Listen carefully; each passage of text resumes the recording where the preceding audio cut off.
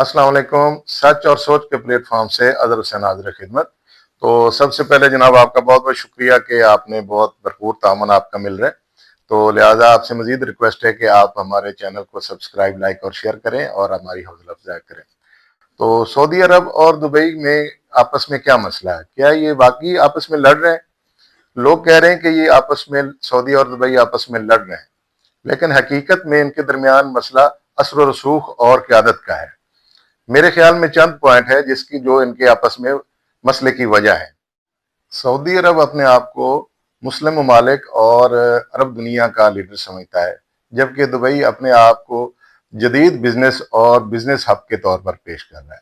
यानी दोनों का सोच एक, दोनों का मकसद एक है कि इलाके में, खित्ते में, रीजन में अपना असर रसूख करना। यानी ये लड़ाई जो है ये सिर्फ और सिर्फ क़यादत की है। दोनों अपने आप को मजबूत खित्ते में अपने आप को मजबूत बनाकर पेश करना चाह रहे हैं, और यही रीजंस हैं कि इनकी जो लड़ाई है, इनका कोई खास इनका आपस में मकसद नहीं, सिर्फ और सिर्फ इकोनॉमिक पॉइंट ऑफ व्यू पर दोनों अपने आप को मजबूत बनाकर पेश करना चाहते हैं। दोनों के दरमियान बिजनेस और सरमायाकारी का मुकाबला है। दुबई में ऑलरेडी दुबई एक बिजनेस हब है, हेडक्वार्टर सिटी और टैक्स फ्री माहौल अपने आप दुबई में इंट्रोड्यूस करवा चुका है, जबकि सऊदी अरब ये सब कुछ रियाज में करना चाह रहा है।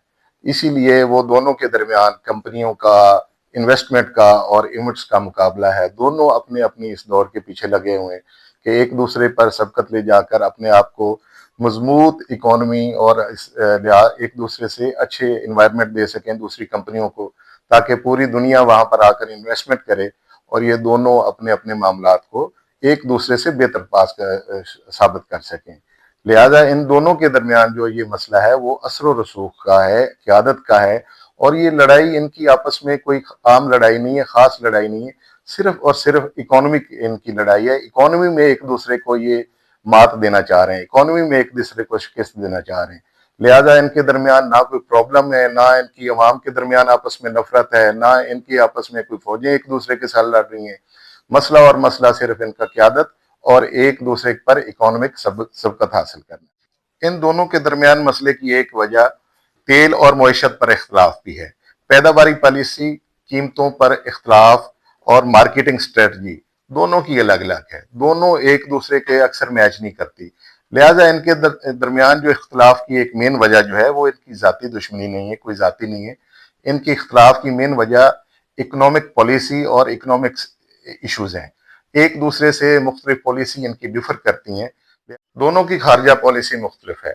सऊदी अरब की जो खारजा पॉलिसी है वो इंतहाई मोहतात, रवायती और तवील मुद्दती फैसलों पर मुनहसर है, जबकि दुबई की खारजा पॉलिसी तेज, एग्रेसिव डिप्लोमेसी और ग्लोबल पार्टनरशिप पर मुनहसर है। दोनों दुनिया को अपने अपने जावियों से देखते हैं।